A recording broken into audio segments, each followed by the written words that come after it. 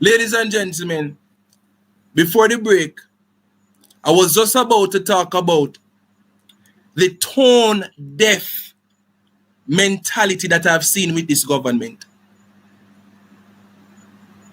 The Minister of Health, listen to what I'm saying.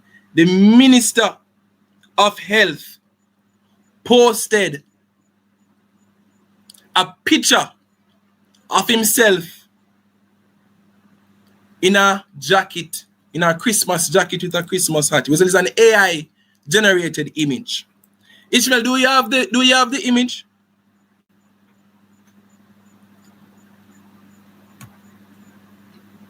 Ladies and gentlemen, look at this. Look at this.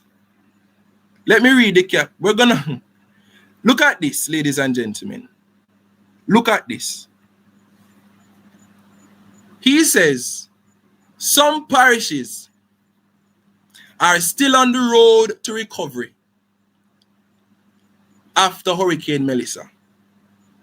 And the season may feel a little different for many. Even so, Christmas remains a time to reflect, reconnect, and appreciate the good we continue to see in each other. Minister Tufton, you know what? Let me finish read before I talk. I hope this season brings you the love, peace, and comfort you deserve. Minister Tufton, your government is the Grinch that stole Christmas. See me in the green jacket, Ishmael. Help. We hear the We need your divine intervention. We're tired of the labor rights. We're tired of the green people. We are so far. We can't take it no more. Ishmael, I don't want no Almighty. Ball out, Ishmael. Ball out! Whoa, yo. We need help, Jesus. Jamaica need help. Shift the parliament. Shift the election. Shift everything. Remove them out there. Take out the cockroach. This government is the Grinch that stole Christmas. Look at him in the green jacket. And you know why I say that? Many Jamaicans, ladies and gentlemen, could have had a better Christmas experience. But this minister, when Dr. Dawes raised the important point of creating a man-made disaster, if they did not act quickly where health is concerned, you know what the Grinch said? The Grinch who stole Christmas told us, ladies and gentlemen, that Dr. Dawes was still campaigning. He said that the PNP is still campaigning. He said that the PNP are being alarmists. He said that the PNP is, listen, it is the same leptospirosis that broke out.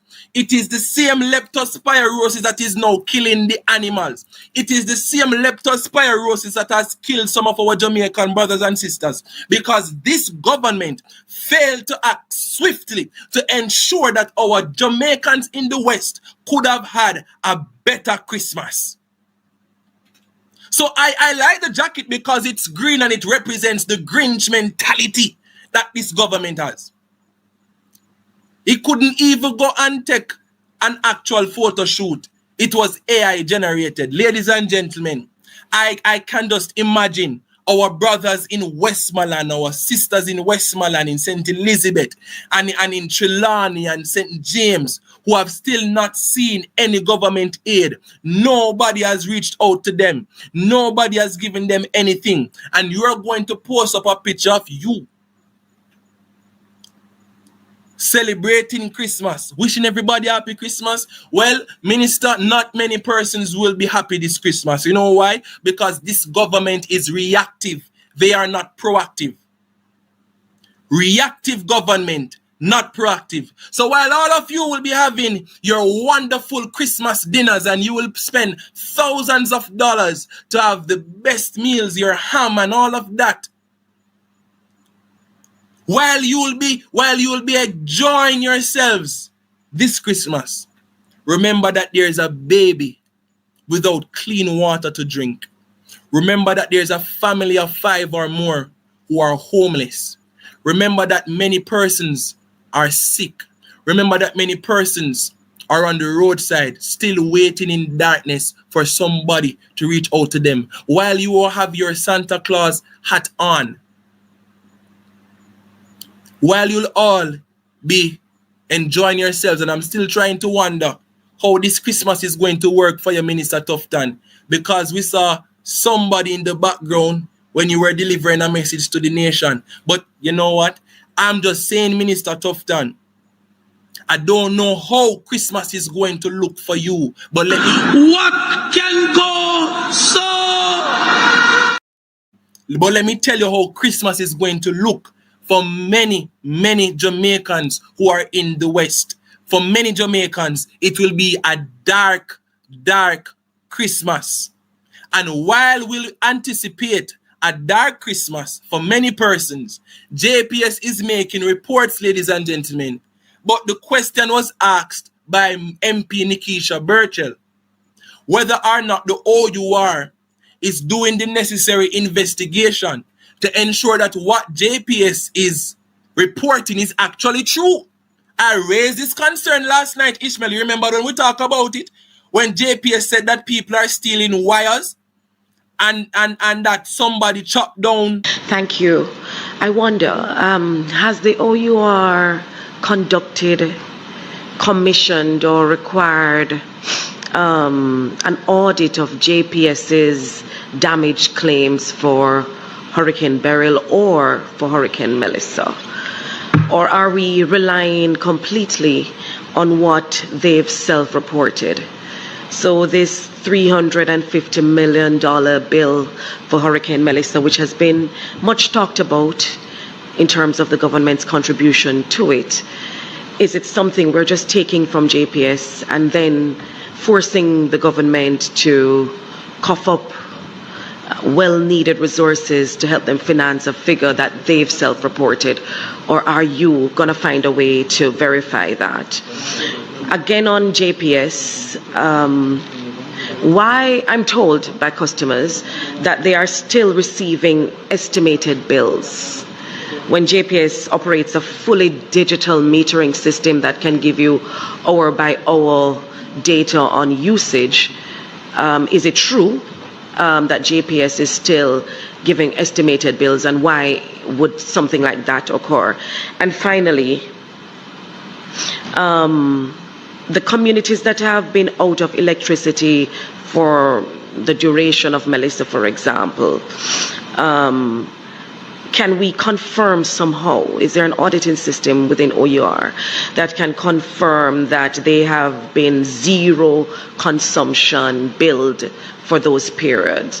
For me, for example, I haven't even checked a JPS bill because I expect none for the period of Hurricane Melissa. So can customers rely on OUR's support to ensure zero consumption has been billed for those who've been out of electricity for now over a month? Thanks. So it's safe to say that those estimates, because how I understand the estimates from JPS is they would estimate it based on your usage in previous months. So a month like October and parts of November would not be equivalent or near what we would have used in the previous months. On what basis then would they generate these estimates? Okay. Ladies and gentlemen, we spoke about it yesterday, and here we see the MP asking a very necessary question. This is what they don't like about the opposition. And I said it today on Midday Connections. This is what the opposition should be doing. They should be asking the necessary questions. Who is ensuring that these reports from JPS are actually real situations? Who is ensuring that all of these reports that JPS is coming with, wires stolen and other things, who is ensuring that JPS is not just making up stories? I'm not saying that wires are not being stolen. I'm just saying, how do we know? Not only that,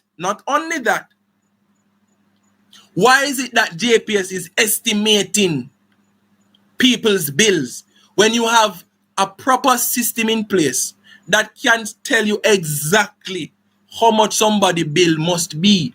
All of these questions are necessary. Ladies and gentlemen, I need to see proof.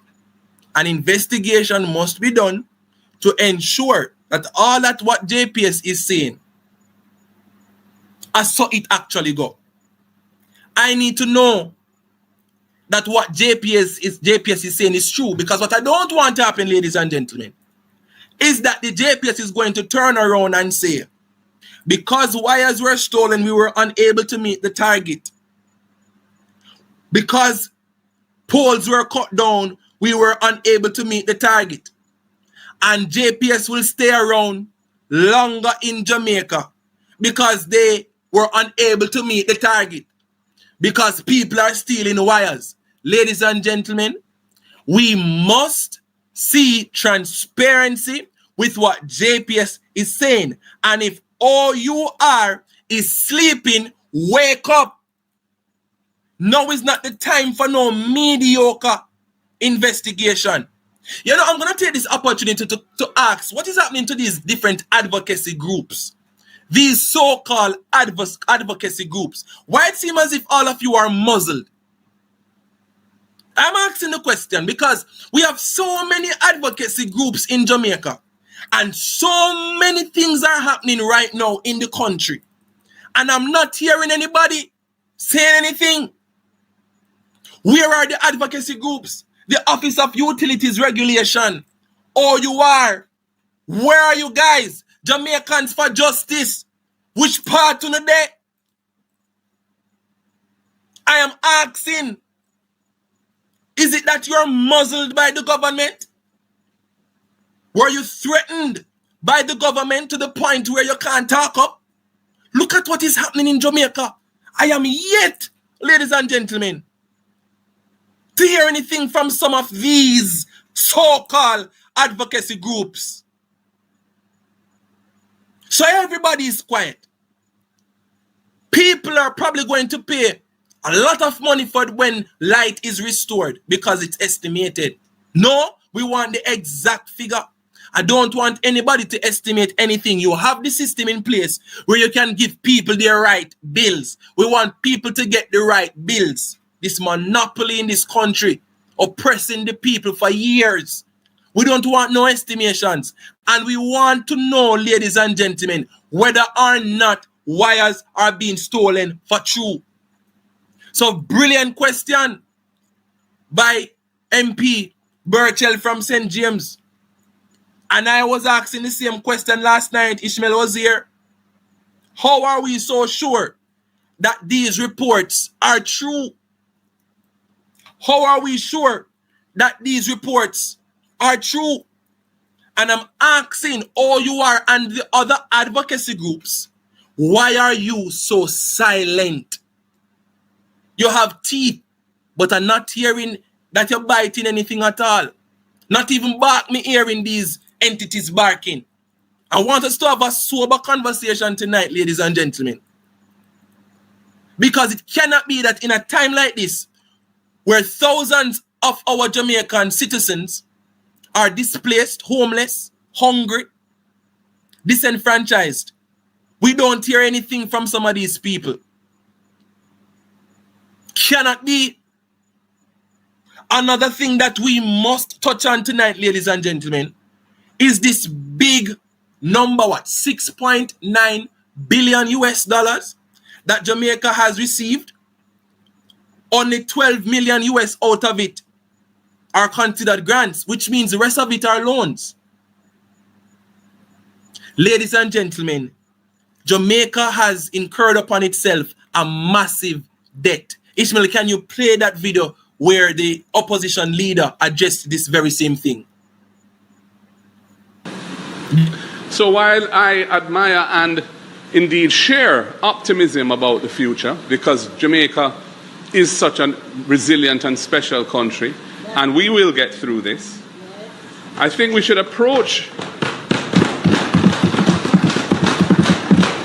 I think we should approach an announcement like this with some sobriety, where this event has caused us to retrace our steps substantially from the economic path we were on, and which the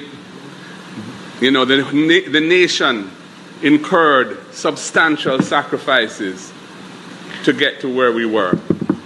I'm not blaming the government for Melissa. That would be absurd. I'm not blaming the government for seeking resources to fund the recovery. It's going to be necessary to get those resources. I am just making the point that this is not something to celebrate. This is not something to gloat about. This represents a substantial setback for Jamaica, and it represents if it's not administered properly, it could permanently weaken our future prospects and damage the country's future.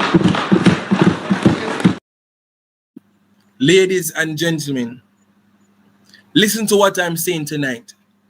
In Parliament yesterday, the Prime Minister made it seem as if all of the billions of dollars in US that we received in loans was such a brilliant thing. We have all of this money.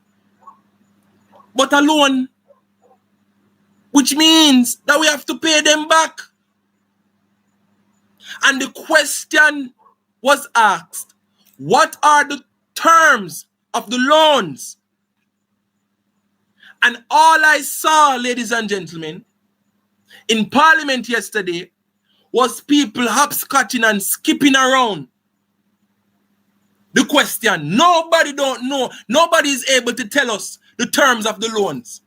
How soon we need to pay them? We don't know. Ladies and gentlemen, Jamaica has a big, this figure, 6.9 billion US, I believe. Only 12 million US out of it are grants. In other words, we don't have to pay back the 12 million US. The rest of it, we will have to pay it back. We will have to pay it back. Bear in mind that Jamaica is to expect a recession. And I'm saying, ladies and gentlemen, the Prime Minister made it seem as if this was a brilliant thing. If it wasn't for the opposition leader who stood up and reminded them of the seriousness of what we are doing, the seriousness of what we are discussing, people would leave Parliament and the Jamaican people would feel as if, oh, the Prime Minister did the best thing in the world. But let's do a little history lesson. Because the IMF come back now, and I remembered when persons made it seem as if the JLP is the best when it comes to fiscal discipline. And let us go back in history. Let's go back to 2013, ladies and gentlemen, where Portia Simpson Miller engaged the IMF and she brought stability to the economy that the Jamaica Labour Party takes credit for. In the election this year, all they spoke about was the good economy and the fiscal discipline when they inherited a good economy. I know they don't like to hear when I talk like this. And no, feathers will be ruffled tonight. But it was the sensible move of the PNP in 2013 when they engaged the IMF. Some strict policies and rules were put in place to achieve a long-term stable economy. And when the most honorable Portia Simpson Miller engaged the IMF, this is how you deal with loans. This is how you deal with loans, JLP. This is how you deal with borrowing money, JLP. We saw debt reduction from 147% to about 115% of GDP. We improved investor confidence. So all the investments that we've been seeing in this country in recent times, it is because Portia Simpson Miller and Peter Phillips were very, very instrumental. My God, I'm going to beat them within. You can't say this, that this is misinformation tonight. I dare a labor right to tell me that this is misinformation tonight. They improved investor confidence so much so that many years after, the many investments that we've been seeing in tourism in other places, it was because Portia Simpson Miller and Peter Phillips brought the economy back to a place that made sense. I'm going beat up with facts tonight. No gimmicks tonight. Lower interest rates. Primary surplus over 7% of GDP. One of the highest in the world. Let's talk about stable exchange rate and stronger macroeconomic credibility. So much so that the IMF, listen, you labor rights who blindly follow the Pied Piper down to the river where the rats will drown. Listen tonight. It was the same IMF who, because of Portia Simpson Miller and Peter Phillips, called Jamaica the model student of what it means to engage loans to pay. Listen, ladies and gentlemen, it was IMF who said that because of Portia Simpson Miller and Peter Phillips' fiscal discipline, yes, it was because of the PNP administration in 2013 that caused Jamaica to experience economic stability to the point where today we have not went under the water. But this labor right government continues to take credit for what the hard work of Portia Simpson Miller and Peter Phillips have done. But one by one, uno go into jail. One by one, uno go into jail. One by one, uno go into jail. Ball out! Whoa, yo, yo, yo. We need help, Jesus. Jamaica need help. Shift the parliament. Shift the election. Shift everything. Remove them out there. Take out the cockroach. Take out the thief. Take out the criminal them. Take out the thief them. Take out the murderer them. Take out the gang leader them. Out of parliament. Take them out from Portland. Take them out. I hear Portland. Me I go to Portland. Ladies and gentlemen, her administration's cooperation with IMF was so good that it set the stage for Jamaica's continued economic reforms under subsequent governments. So even the Andrew Holness-led administration, any good you come see where economy is concerned, you better raise your fist and say power, power, power to the people. So the PM welcomed historic US $6.7 billion from the IFIs as the most comprehensive finance package for Jamaica. My question is, under Portia and Philip time, we saw how we were able to come out on the greener side. It's so ironic, but it's not greener on this side, ladies and gentlemen, because the people can't tell us what are the terms of the loans. We are going to be paying back loans. Mighty God of Daniel, I feel it tonight, ladies and gentlemen. This man was boasting in parliament. Help, help, help. We key out of the ladder. We need your divine intervention. We're tired of the labor right. This man was boasting in parliament. And here is where the deception is. You can't charge me. I come with facts. This is where the deception is. Because in parliament, if Mark Golden did not stand up and tell the people of Jamaica, I believe the Northern Caribbean University cohort, there was a represented group at parliament, because I watch I watch every parliament. And they were there. And the Prime Minister and his government were trying to show off, making it seem as if they were doing some great thing. If Mark Golden did not stand up and said, let us engage this conversation with some level of sobriety, because these people were boasting as if this big 6.7 billion US were all gifted monies to the government. He omitted the key component of this US 6.7 billion to let the people know that it's only 12 million US out of the 6.7 billion. My God Almighty, that is granted to them. So we are going to have to find every other dollar with a reception coming, with the cost of living high, and with people still failing to submit their statutory declaration. How do I have confidence, ladies and gentlemen, tonight, that under this government, we will bounce back after taking all of these loans? I have proven the administration of Portia Simpson Miller and Peter Phillips. I don't know what Andrew Holness can do, because the only thing that they have done, they have inherited a good economy from the People's National Party. They don't know how to build back from scratch. Ball out Ishmael, ball out Ishmael, ball out Ishmael, ball out! Stay tuned for more PDTV News Evening Highlights. Remember to show your support. Comment, like, share, and subscribe. Thank you for watching.